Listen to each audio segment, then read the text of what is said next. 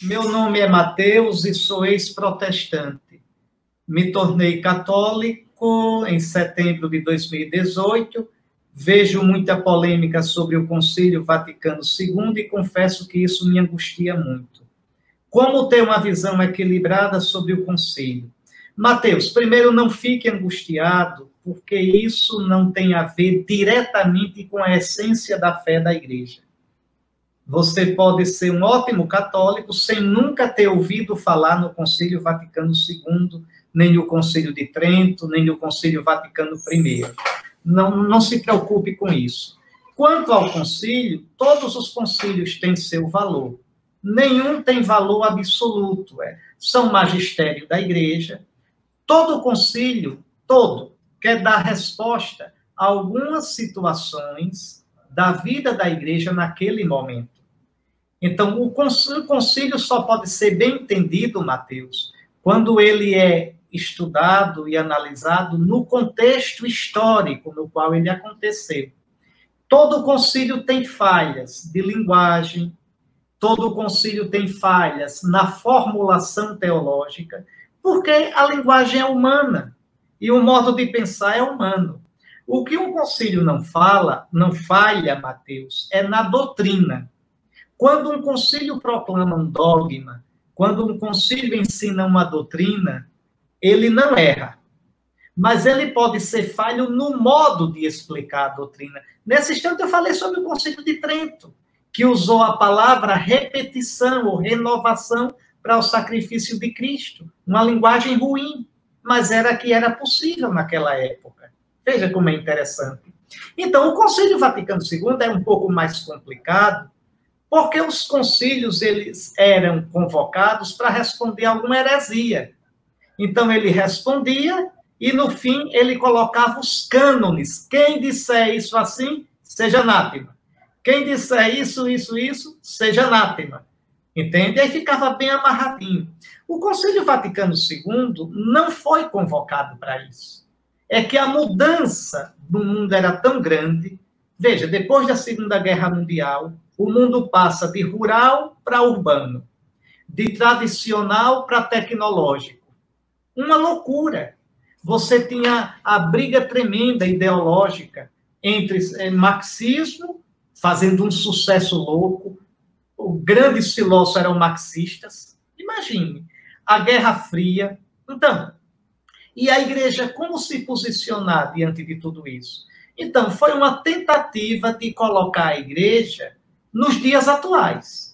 Tem muitas coisas boas no Vaticano II e tem coisas muito criticáveis. Agora, o Concílio Vaticano II não é um concílio que se preocupou em proclamar dogmas. Não tem nenhum dogma proclamado. Mas é um concílio que tem doutrina. Tanto que o documento sobre a Igreja, que é muito bom, viu? A Lumen Gentium, olha, tem documentos do Vaticano II que são uma preciosidade. Leia. Você pergunta, Mateus, como ter uma visão equilibrada? Eu vou lhe dizer, leia os textos. Se você lê os textos, você vai escutar o Vaticano II. O problema é que fica escutando quem diz que o Vaticano II disse. Aí tem exagero para um lado e exagero para o outro. Leia os textos. Eu aconselho, tem muita coisa do Vaticano II que já está ultrapassada. Ultrapassadíssima. Mas o que é que eu aconselho, que é bem atual do Vaticano II? Não só você, Mateus, mas vocês outros que queiram, anotem. Comece assim, leia Lumen Gentium. É uma preciosidade. É um curso sobre a Igreja. É o primeiro documento do magistério da Igreja em 2000 anos que faz um tratado mais ou menos completo sobre a Igreja. É muito bonito. Tá certo? Então, a Lumen Gentium. Depois leia Dei Verbo, sobre a revelação divina, que também tem coisas belíssimas, belíssimas. A Dei Verbo procura meditar sobre alguns pontos importantes, porque estava havendo a questão da exegese, o progresso da exegese. Então, como é que a Igreja vai ver isso? A Dei Verbo trata disso. A Dei Verbo trata do que é a revelação, o que é a inspiração. Veja, tá certo? Quais são as fontes da revelação? que era aquela briga entre protestante e católico, é uma fonte só, a Escritura, são duas só, a Escritura e a tradição. A Dei Verbo dá uma resposta linda. Só há uma fonte, é Jesus Cristo. Ele, o seu evangelho aqui, é que é a fonte da revelação. Não, mas vale a pena. Então, olha, outro documento que vale a pena ser lido, a Gaudium et Spes, a primeira parte, a segunda está ultrapassada, mas a primeira parte da Gaudium et Spes. Na Gaudium et Spes tem uma declaração, tem uma afirmação que é linda, que o mistério do homem só se ilumina à luz do mistério do Verbo encarnado. Você quer saber quem é o homem? Olha a Cristo. Está lá na Gaudium et Spes, número 22. Assim, a Lumen Gentium tem uma declaração também muito importante, é que o episcopado é sacramento. Que essa é uma briga velha, que eu não vou explicar agora, mas havia dúvida. E a Lumen Gentium deixa claro que o episcopado é sacramento. Como deixa claro também que o diácono não é sacerdote, sacerdote ministerial. É ordenado para o ministério e não para o sacerdócio. Veja, são coisas importantes. Depois, a Sacrosanto Concílio, que é uma obra de arte. A primeira parte, a segunda parte já está ultrapassada. A primeira parte da Sacrosanto Concílio é um belo ensinamento de teologia litúrgica. Então, esses 4 documentos, Lumen Gentium toda, sobre a Igreja, Dei Verbum toda, sobre a Escritura e a Divina Revelação, Gaudium et Spes, sobre a Igreja no mundo de hoje, e a Sacrosanto Concílio sobre a liturgia, a primeira parte de cada um deles. Pronto. Se você quiser, tem também alguns decretos interessantes. Unitatis Redintegratio, sobre o ecumenismo. Muito interessante. Se seguissem aquilo, seria uma beleza. Tá certo? Unitatis Redintegratio é importante. E também é muito importante Nostra Aetate, sobre a liberdade religiosa, que infelizmente tem gente que não entende a cabeça e faz um bicho, mas não é uma coisa muito boa. Veja, tá certo? E sobre o diálogo interreligioso, que eu respeito. Não diz, o Concílio nunca diz que toda religião salva, só Cristo salva. O Concílio diz que a Igreja de Cristo permanece na Igreja Católica. Veja, o Concílio deixa claro que a verdade está em Cristo e no cristianismo. Agora, o Concílio também dá elementos para a gente dialogar com os nossos irmãos protestantes, buscando a unidade da Igreja que Cristo pediu, mandou. Como também o Concílio dá os elementos para o diálogo com as outras religiões. Com os cristãos são nossos irmãos. Com os outros cristãos, a gente reza. Com os outros cristãos, a gente busca a unidade visível da Igreja. Enquanto não conseguir, e não vai, porque é dom de Deus, é Deus quem dá, a gente sozinho não consegue, mas aí que a gente fomente a caridade. A caridade, na verdade, a caridade. E naqueles pontos que são comuns, buscar a gente estar junto. No que não é comum, paciência. Eu não vou dar comunhão a um protestante, nem vou comungar no culto deles.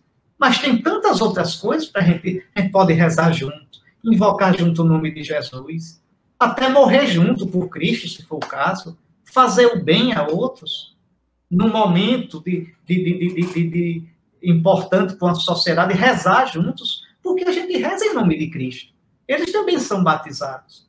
Já o diálogo interreligioso não é buscando unidade de religião, nem rezar junto, né? Mas é buscar a compreensão que as religiões, mesmo tendo erros, lacunas, problemas, elas são uma preparação para Cristo. Os padres da Igreja falavam que a filosofia grega e que o Antigo Testamento são uma preparatio evangélica. Bom, as outras religiões também têm erros? Tem erros, todas elas. Tem lacunas? Todas elas. Tem desvios? Tem. Mas tem muito acerto e muita coisa bonita, que são, não é, as sementes do verbo de Deus. Então, eu aproveitar isso para dialogar. Por quê? Porque é melhor ter religião do que não ter nenhuma. Hoje, meus irmãos, e Mateus que fez a pergunta, o grande problema não são as religiões, é entre quem crê e quem não crê. Porque o homem que crê, ele pelo menos sabe que está diante de um poder maior, que ele não é o dono da bola, ele se sujeita. Toda grande religião, toda, reconhece que todo ser humano foi criado por Deus e que tem uma dignidade. Toda grande religião. Claro que existem deformações do fenômeno religioso. Por exemplo, religião que busca o mal, né? Como se chama religião negra. Ou também as religiões do dízimo, de roubar os outros. Isso não é nem religião, isso é picaretagem com a Bíblia debaixo do braço. Isso não é religião. Isso é uma deturpação, não é, malandra, né, desonesta do fenômeno religioso. Mas eu estou falando do fenômeno religioso em si. Então, uma pessoa ter uma religião é muito melhor do que não ter. Tá certo? Então, hoje, você veja, é interessante que quando São João Paulo II morreu, né, João Paulo Magno, porque realmente todos os grandes líderes religiosos foram lá. Não só os líderes políticos. Você imagina, lá estava ajoelhado, estava homenageando o Papa Bush pai, Bush filho, Clinton. Veja, os ex-presidentes dos Estados Unidos, uma coisa impressionante. Estava o Dalai Lama, estavam muçulmanos, estavam hinduístas, shintoístas, animistas. Veja, por quê? Porque reconheciam no Papa, não o chefe deles, nem porque concordava com a doutrina do Papa, não, mas reconheciam que o Papa era um líder que falou em nome do fenômeno religioso. Um homem que gritou que era preciso dar espaço para Deus. Ou como o genial Bento XVI, que dizia, ainda que não creiam, procurem viver como se Deus existisse. Quer dizer, entendendo que o homem não é dono de tudo, entendendo que deve existir algo, um mistério, algo maior, e que se o homem se fecha, ele se destrói, como a gente está vendo. Compreende? Então, o concílio deu elementos para esse diálogo. Eu não rezo junto com o espírita, porque ele não é cristão, não é batizado, não crê que Jesus é Deus, não crê na Trindade, eu não rezo, mas eu respeito o espírita. Eu não rezo com uma pessoa de culto afro, porque não é cristã, não é batizada, mas respeito, tenho o maior respeito. Eu não rezo com um muçulmano, eu não rezo com um judeu, compreende? Mas os respeito de todo o meu coração.